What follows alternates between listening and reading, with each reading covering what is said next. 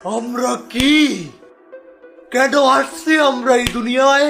আমাদের কি বাঁচার অধিকার নেই? কি মনে হয় আপনাদের?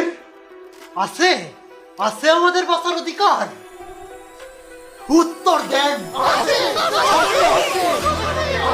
জানেন একটা মানুষের শরীরে কত লিটার রক্ত থাকে? 6 লিটার।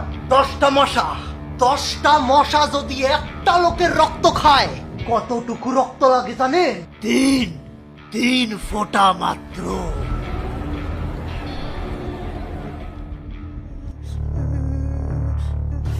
ওই মানুষের বাচ্চা, বল তোর শরীরতে যদি 3 ফোঁটা রক্ত যায় মইরা যাবি তুই? জানি না। ওই 10 জন মশা উঠতে আসেন তো।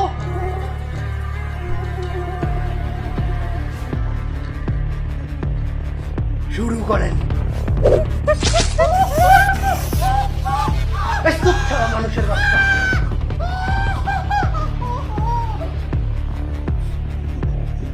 বল বাচ্চা আসস তুই? তোরাই মানুষের বাচ্চারা এই 3 ফোঁটা রক্তের জন্য আমগরে থপড়ায় পিসা মারস, পিন্ডা চারটা করে কয়েল ধরাস, যাতে আমরা দম আটকাইয়া মইরা যাই। তগ শরীরে এত রক্ত, কিন্তু আমগরে দেওয়ার জন্য বিন্দু মাত্র রক্ত নাই তগ কাছে। আমার শরীর, আমার রক্ত, আমি তো করে এক ফুটাও কে লেগে দেবো রে শালা প্যারাসাইটের বাচ্চারা। আমরা প্যারাসাইট? আচ্ছা কত, এই যে তোরা মাছ মাংস গরু ছাগল হাঁস মুরগি এগুলো যে খাস, হেরা কি তো করে পারমিশন দেয়?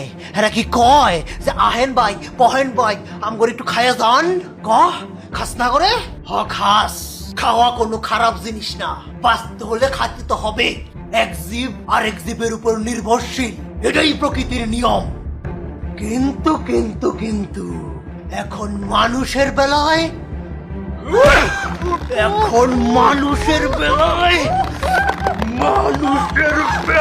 এটা আলাদা।